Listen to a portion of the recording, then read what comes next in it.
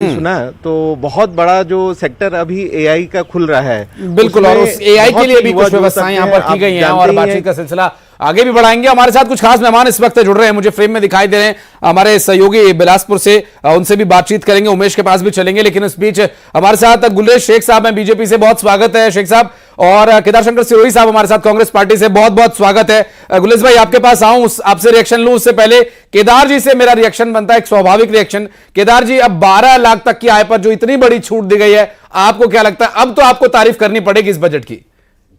जिनकी 12 लाख आमदनी है उनको बधाई और शुभकामनाएं उनके लिए, पर जो 45 साल की सबसे अधिकतम बेरोजगारी है उन बेरोजगारी के लिए निराशा है। जो किसान की ओईसीडी की रिपोर्ट आई है पिछले 2 साल की, जिसमें 10 लाख करोड़ करीब का जो नुकसान उनको हुआ है, वो उनके लिए चिंता की बातें हैं।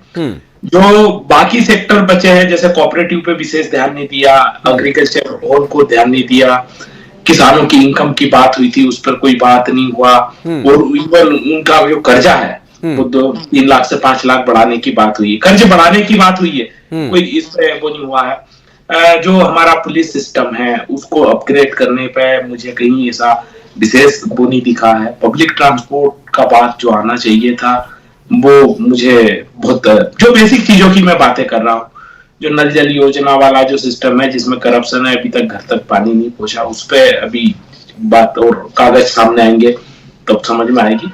तो एक अभी कई सालों के बाद में बढ़ाया, और अब ये मान लीजिए अगले 4 साल तक इनकम टैक्स जो टैक्स, तो इन शॉर्ट कह सकते हैं कि उतनी उम्मीद जितनी थी उतनी पूरी नहीं हुई।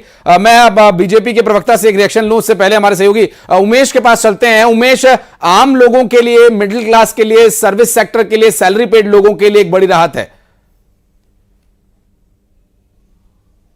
और हमारे साथ कुछ लोग भी हैं, सीधे उन्हीं से ही रूबरू होते हैं, किस तरीके से देखते हैं जो ये आज जो बजट आया है। मोदी जी का जो नारा है सबका साथ सबका विकास, इस बजट में दिख रहा है कि आम जनों को जो इसमें 12 लाख का छूट मिल रहा है, 12 लाख तक के कोई टैक्स नहीं लगेगा, और पेंशनधारियों को 1 लाख तक के कोई टैक्स नहीं लगेगा।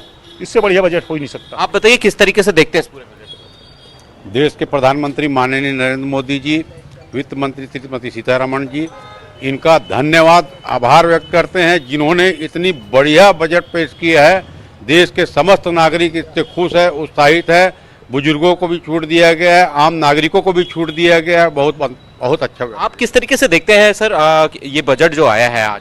ये जो बजट आया है, जो मान लिया जाए आज इनकम टैक्स में जो छूट दिया गया है फिलहाल ठीक है, लेकिन सीनियर सिटीजन लोगों का जो मुद्दा है, रेट है, वो है, उसको भी ज़रा सा ध्यान पे लेना था। और ख़ास करके मैं ये बताना चाहूँगा, किसानों को जो अनदेखी किया गया है उसको कम से कम ध्यान पे रखना था किसानों को। कैंसर की दवाओं पे छूट है, ठीक है, वो एक ही दवाई में तो छूट है ना, बाकी दवाई में तो दे दिए है, देना था। आज जो गरीब है, हर नागरिक क्या था, कैंसर की बीमारी थोड़ी रहता है, किसी न किसी का हार्ट का रहता है, इसका रहता है, सब में देना था छूट।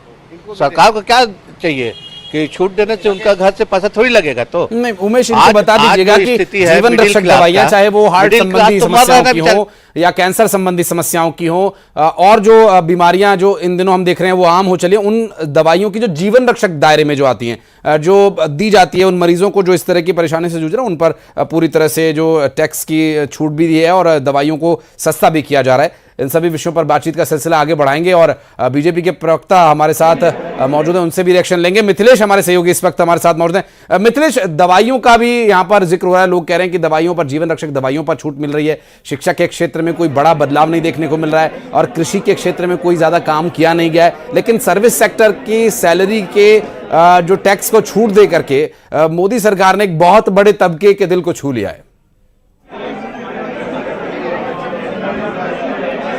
जी बिल्कुल, देखिए इस वक्त मेरे साथ में 2 एक्सपर्ट हैं और दोनों एक्सपर्ट से हम एक बातचीत करेंगे। सबसे पहले सर आपसे कि इस बार का जो बजट है उसमें टैक्स को लेकर सर जो बेनिफिट्स मिले हैं, अलग अलग टैक्स स्लैब की बात की गई, जरा उसे डिटेल में समझाएं। सर अगर मैं मध्यम वर्गीय के लिए बात करूंगा तो मध्यम वर्गीय को सबसे बड़ी टैक्स रिलीफ मिली है। 12 लाख तक की इनकम पर कोई टैक्स नहीं लगेगा और मैक्सिमम लिमिट है वो 30% है, जो कि 30% आज भी है। और मैं अगर बात करूं कि इंडस्ट्रीज़ के लिए, तो इंडस्ट्रीज़ को भी बहुत बड़े ऑफर मिले हुए हैं इस बजट में। एमएसएमई सेक्टर के लिए बड़े घोषणा की गई है। इसके अलावा किसानों के लिए बहुत बड़ी घोषणाएं हुई है। अलग अलग सेक्टर के लिए सभी बहुत बड़ी घोषणाएं निर्मला सीतारमण मैडम ने करी हुई है। मुझे ऐसा लगता है कि ये बजट सभी के लिए है, सभी लोगों के लिए है। क्या कहेंगे टैक्स को लेकर, खासतौर पर इस बार? देखिए, टैक्स को लेकर के यदि बात करी जाए तो सभी वर्ग का ध्यान रखा गया है, जैसा हर कोई कह रहा है, और लिमिट्स में 5%, 10%, 15, 20, 25, 30% तक का। तो हर एरिया मीन्स हर इनकम स्लैब तक के व्यक्ति को कहीं ना कहीं फ़ायदा पहुंचेगा, डायरेक्ट इन्फ्लो उनके पॉकेट में आएगा।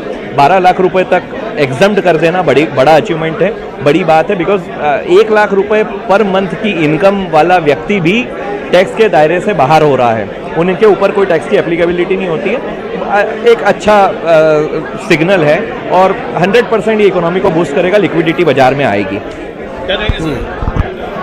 बजट उम्मीद से 2 गुना नहीं 10 गुना रहा है। जहां लोग 7 लाख से 10 लाख की छूट की एक्सपेक्टेशन लेके बैठे थे, आज 12 लाख देना मतलब सरकार का बम्पर बोनांजा है।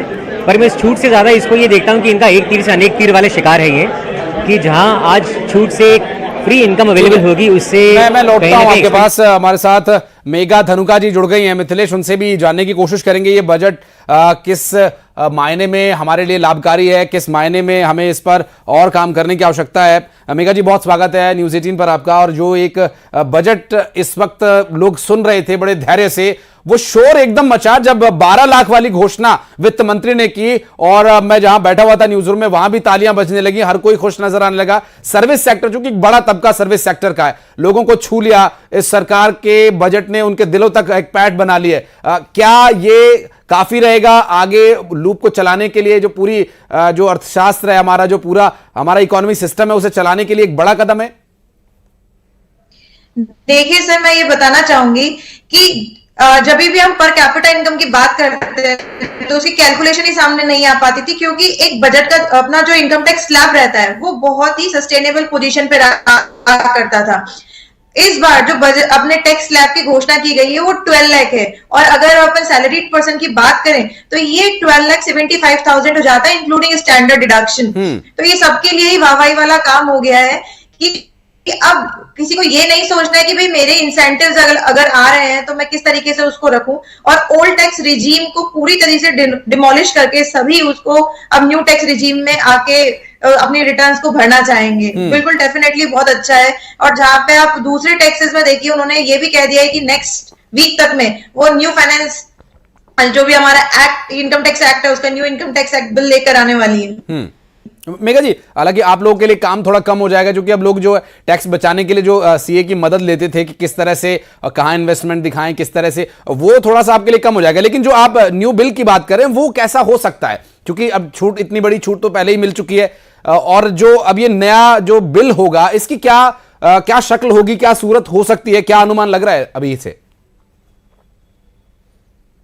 देखिए, इन्वेस्टमेंट्स की जहां पे बात आती है, वहां पे गवर्नमेंट जहां पे इनकम ग्रोथ को बढ़ा देती है, उसी तर्ज पे वो इन्वेस्टमेंट को भी बढ़ाने के लिए कहती है। We as a chartered accountant, हम टैक्स बचाने नहीं, टैक्स सेविंग्स कह सकते हैं आप। टैक्स बचाना सेविंग वो हिंदी और अंग्रेजी का अनुवाद है। आप बिल के बारे में बताइए, जो बिल आएगा वो कैसे काम करेगा या कैसा होना चाहिए? देखिए, बिल तो बहुत वेलकमिंग होगा, क्योंकि अभी कई प्रोविजंस ऐसे हैं जिनके अंदर कई टैक्स लूप रह जाते हैं, कोई भी टाइम लिमिट नहीं गिवन है। अब हम जीएसटी की बात करें, सेक्शन 73 आपस में इतने उलझे हुए हैं कि जो भी टैक्स ऑफिसर्स है उनका फायदा उठाकर के ऊपर, तो जहां पर अभी अपने न्यू स्टार्टअप्स है उनके लिए भी नई घोषणाएं आ जाएगी। जितना भी हमारा टैक्स रिजीम है, जितनी भी टैक्स स्लैब्स है, उसमें उन्होंने कैपिटल गेन को ऑलरेडी कुछ रिफॉर्म कर दिया है। तो नया जो भी टैक्स बिल आने वाला है बिल्कुल ईज ऑफ बिजनेस और ईज ऑफ रिटर्न्स की तरफ बढ़ता हुआ होगा। और चूंकि मैं एक छोटी सी बात आपसे और समझना चाहूंगा, जो ये स्लैब रखा गया है टैक्स का, उसमें मैं देख पा रहा हूं कि 4 लाख तक 0%, फिर 4 से 8 लाख तक 5%, फिर 8 से 12 लाख तक फिर वो 10% है, फिर 12 से 16 लाख 15% है, 16 से 20 लाख वो 20% है, 20 से 24 लाख 25% है, और 24 लाख से ज्यादा ये 30% टैक्स स्लैब बनाया गया है। तो 12 लाख तक टैक्स फ्री इनकम है, ये क्या कहना उचित होगा? क्या हम ये सेंटेंस, जो हम ये वाक्य बोल रहे हैं, क्या ये सही होगा टेक्निकली? देखिए टेक्निकली मैं आपको इसका बताती हूँ, जो थ्रेशोल्ड लिमिट होती है, थ्रेशोल्ड लिमिट इज 4 लाख कि 4 लाख तो आपका इनकम है तो आपको इनकम टैक्स रिटर्न भरने की कोई रिक्वायरमेंट नहीं है। बट उसके बाद जो भी लिमिट्स दी गई है तो उन लिमिट, देखिए 2 तरीके की बात उन्होंने स्पेसिफिकली इस चीज को कहा है, if there is only income from salaries और others excluding special income tax like capital gain, क्योंकि कैपिटल गेन के ऊपर स्पेशल इनकम टैक्स रेट्स लगती है 12% और 20% एज पर द केस। तो अगर वो केस नहीं है, अगर उनको हम साइड में कर दें जहां पे उनको मिलते हैं तो रिबेट्स मिल जाएंगे आपको 80,000, कोई इनकम टैक्स नहीं देना पड़ेगा। बट जहां पे अगर आपकी इनकम उससे सरप्लस होती है, आप कह सकते हैं कि जैसे 12,01 रुपीज भी होती है तो वो इन स्लैब्स के फिर दायरे में आ जाती है। आपकी इनकम फ्रॉम हाउस प्रॉपर्टी है, इनकम फ्रॉम कैपिटल गेन है, तो फिर आप इन टैक्स स्लैब्स के दायरे में आते हैं। और ये टैक्स स्लैब्स भी बहुत कन्वीनियंटली दी गई है, जैसे देखिए 4 to 8 लाख ओनली 5% टैक्स है। तो अभी तक इतना टैक्स स्लैब्स, और जो हायर इनकम टैक्स की बात अपन करते हैं 30% ही रखा गया, उससे ज्यादा इसको बढ़ाया भी नहीं गया। और मेघा जी, चूंकि एक बात और बहुत ही महत्वपूर्ण है कि कुछ लोग आजकल जिनका फुल टाइम काम ट्रेडिंग का है, वो इंट्राडे करते हैं, वो लॉन्ग टाइम इन्वेस्टमेंट का, उनका काम ही वही है कि वो इन्वेस्टमेंट पर ही फोकस करते हैं, उसी से उनकी इनकम भी होती है। उसमें भी जो टैक्स था, वो टैक्स स्लैब, उसमें भी बदलाव किया गया। आपने देखा वो क्या बदलाव है, कैसे, अगर आप हमें एक्सप्लेन कर पाए तो? 2 तरीके की भी कैपिटल गेन होते हैं, जैसे एक तो शॉर्ट टर्म है और एक लॉन्ग टर्म है। अगर मैं आपको कंप्लीटली कैपिटल गेन का जो आप इंट्राडे ट्रेडिंग बता रहे हैं, जो ये ट्रेडिंग रेगुलर वे करते हैं, ये इनके बिजनेस ट्रेडिंग में ही आती है, क्योंकि इसकी लिमिट को हम में ही कैलकुलेट करते हैं, क्योंकि उनका बिजनेस, उनका income source is completely due to trading, तो ट्रेडिंग बिजनेस में। बट जो लोग इंट्राडे ट्रेडिंग से रिलेटेड नहीं है, जिन्होंने अपने स्टॉक्स लेकर रख रखे हैं और शॉर्ट टर्म में उनको इन्वेस्ट कर रहे हैं या लॉन्ग टर्म में उनको इन्वेस्ट कर रहे हैं, उनके लिए कैपिटल गेन रिजीम लगता है। तो उनके लिए ही वो 12 और 20% वाले रेट्स जो एज इट इज थे वो उन पे अप्लाई होंगे। और निश्चित रूप से, और ये भी एक बड़ा तबका है, और चूंकि सर्विस सेक्टर और जो ट्रेडिंग या कैपिटल गेन से कमाई करने वाले लोग हैं, उनके लिए एक बड़ी राहत रहेगी। और 12,75,000 रुपए तक की इनकम पर कोई टैक्स नहीं देना होगा, ये एक बहुत बड़ी राहत रहेगी। मेघा जी से भी बातचीत का सिलसिला आगे जारी रखेंगे। सुशील के पास चलते हैं, इस वक्त ग्वालियर हेरिटेज सिटी में हमारे सहयोगी मौजूद हैं। सुशील, टैक्स पेयर्स के लिए एक बड़ी घोषणा हुई, उसके बाद लोगों के अंदर जो प्रतिक्रिया देने का जो उत्साह था वो हमने देखा, हमने कई लोगों से बातचीत की, बड़े खुश, बड़े उत्साहित नजर आ रहे हैं। और चूंकि ये 10 लाख तक लोग डिमांड कर रहे थे, सरकार ने 12,75,000 कर दिया। बिल्कुल सही बात है। देखिए, लोगों को उम्मीद थी कि सरकार जो टैक्स स्लैब है वो 10 लाख तक बढ़ाए, लेकिन सरकार ने इससे इतर 12 लाख तक बढ़ा दिया। हमारे साथ Madhya Pradesh chamber of commerce के मध्य प्रदेश के सेक्रेटरी है दीपक जी, इनसे ही बात करते हैं। दीपक जी, किस तरह से देखते हैं पूरे बजट को? जब वित्त मंत्री जी ने बजट भाषण प्रारंभ किया था, उसमें एक बात कही थी कि जो 5 प्रमुख बातें कही थी, उसमें एक बात थी मध्यम क्रम के क्रय शक्ति को बढ़ाना, और उसमें उन्होंने करके भी दिखाया इस बात को। जब जो इनकम टैक्स में 12 लाख तक छूट दी नई स्लैब के अंतर्गत, 12 से 15 लाख तक 15%, 15 से 20 लाख तक 20% के रूप में छूट बढ़ाई, तो इससे निश्चित ही मध्यम वर्ग की क्रय शक्ति बढ़ेगी। और जब मध्यम वर्ग की क्रय शक्ति बढ़ेगी, मार्केट में पैसा आएगा, दुकानदार, इंडस्ट्री, हर जगह सब जगह व्यापार आएगा, तो इसका निश्चित ही लाभ होगा। और क्या देखते हैं इस बजट की, क्या खासियत है जो रोजगार या उद्योग या अन्य सेक्टर में लाभ होगा? वित्त मंत्री जी ने एक बात और कही कि भारत को अंतर्राष्ट्रीय एमएसएमई हब बनाना। जब एमएसएमई प्रमोट होगा तो निश्चित ही कहीं ना कहीं रोजगार का सृजन भी होगा उसमें और आगे बढ़ेगा। स्टार्टअप के लिए लिमिट्स 10 करोड़ की जगह 20 करोड़ कर दी, एमएसएमई के लिए 5 लाख तक के क्रेडिट कार्ड इशू करने का प्लान किया। तो ऐसे बहुत सारी योजनाएं दी हैं, कहीं ना कहीं कस्टम ड्यूटी में भी रेट दी है। आज इलेक्ट्रिक व्हीकल और सोलर दोनों की भी योजना है, इलेक्ट्रिक व्हीकल का प्रमोशन साफ दिखा इस बजट के अंदर, तो निश्चित ही इसका लाभ मिल जाएगा। व्यापार जगत कितना खुश है? एक मिश्रित बजट है व्यापार जगत के लिए, लेकिन भारत को एक विश्व गुरु के रूप में स्थापित करेगा। बहुत बहुत तो ज्योतिरादित्य सिंधिया का आप रिएक्शन सुन रहे थे। आज कहीं ना कहीं स्मार्ट सिटी योजना भी आई थी, लेकिन आप देख रहे हैं कि जैसे ग्वालियर जैसे शहर में अपन बात करें स्मार्ट सिटी की, तो कहीं से भी स्मार्ट नहीं दिखता है। तो जब इतना बड़ा बजट आएगा तो सेंट्रल गवर्नमेंट को इसके प्रॉपर एजेंसी लगा के प्रॉपर मॉनिटरिंग करनी चाहिए। आज बात करें कि कुछ ही शहरों में आज यूथ माइग्रेशन रोकने के लिए कोई विशेष पैकेज इस बजट में देखने को नहीं आया है, जिसकी बहुत बड़ी आवश्यकता थी। बच्चा पढ़ता है, गांव से पढ़कर शहर में आ रहा है, शहर से बड़े शहर में जा रहा है, बड़े शहर से विदेश में जा रहा है। जब ग्वालियर का बच्चा पढ़ के ग्वालियर में रुकेगा नहीं तो कैसे विकास की करेंगे? इसमें यूथ माइग्रेशन रोकने के लिए कोई भी बड़ा इसमें काम नहीं आया है। तो इसकी हमें उम्मीद थी कि यूथ माइग्रेशन के लिए कुछ स्पेशल पैकेज इस बजट में आना था।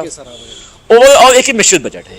तो निश्चित तौर पर कहीं ना कहीं व्यापार जगत का कहना है कि ये बजट निश्चित तौर पर कहीं ना कहीं ओवरऑल मिश्रित बजट है, और इस बजट में अगर देखें तो सबसे ज्यादा फायदा जो टैक्स पेयर को हो रहा है, जिसमें जो स्लैब है वो 8 लाख से बढ़ाकर जो 12 लाख कर दी गई है। एमएसएमई सेक्टर हो या फिर अन्य जो सेक्टर हैं उनमें छोटे उद्योगों को बिल्कुल। सुशील हमारे सहयोगी मिथिलेश हमारे साथ मौजूद है, उनके साथ कुछ और खास मेहमान मौजूद है। मिथिलेश, सवाल मैं आपको कुछ बता रहा हूं जो बहुत देर से मेरे मन में चल रहे थे, मैं चाह रहा था आपके पास आऊं तो आप भी पूछिएगा ये सवाल। एक तो क्या टीडीएस की देनदारी को कम करने के लिए प्रयास किया जा रहा है? जो टीडीएस की देनदारी है वो 2.5 लाख से बढ़ाकर लगभग 6 लाख रुपए कर दी गई है, और जो अब नया टैक्स स्लैब आया है इसके क्या दूरगामी परिणाम होंगे भारतीय अर्थव्यवस्था पर?